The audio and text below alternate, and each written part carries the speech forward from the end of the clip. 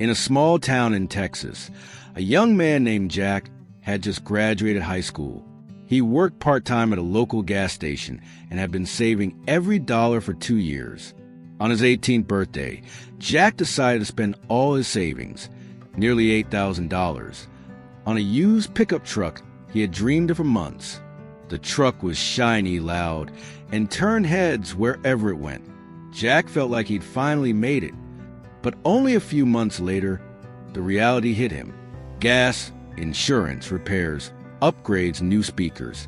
His money was disappearing faster than smoke from the tailpipe. One scorching afternoon, Jack paid a visit to Mr. Walter, an old friend of his father's.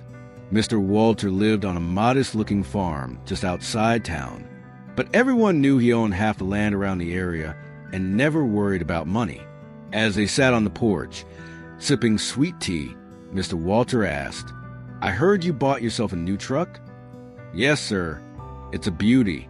Everyone loves it," Jack replied proudly. "Paid for with your savings?" "Every last cent," Jack said with a grin. Mr. Walter took a slow sip of tea, then said calmly, "Let me tell you something, son. A truck, no matter how nice, is a liability. It takes money out of your pocket every single month." Jack frowned.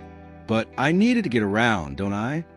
"Sure, but have you ever thought, instead of using your savings to buy something that takes money from you, what if you use that money to buy something that puts money into your pocket every month?" Jack went quiet. Mr. Walter stood up and led Jack to the old shed behind the house. Inside, covered in a little dust, stood a vending machine. "I bought this thing 10 years ago," Walter said. "I placed it in a mechanic's shop down the road. After costs, it brings in about $80 a month. It's not much, but I own a dozen just like it. While others flash their new toys, I quietly collect small income-generating assets. Now, I don't have to work unless I want to."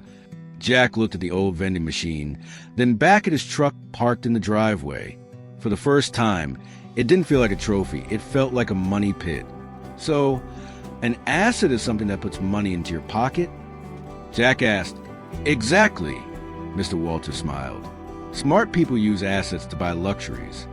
Foolish people buy liabilities that drain them. Don't start life backwards."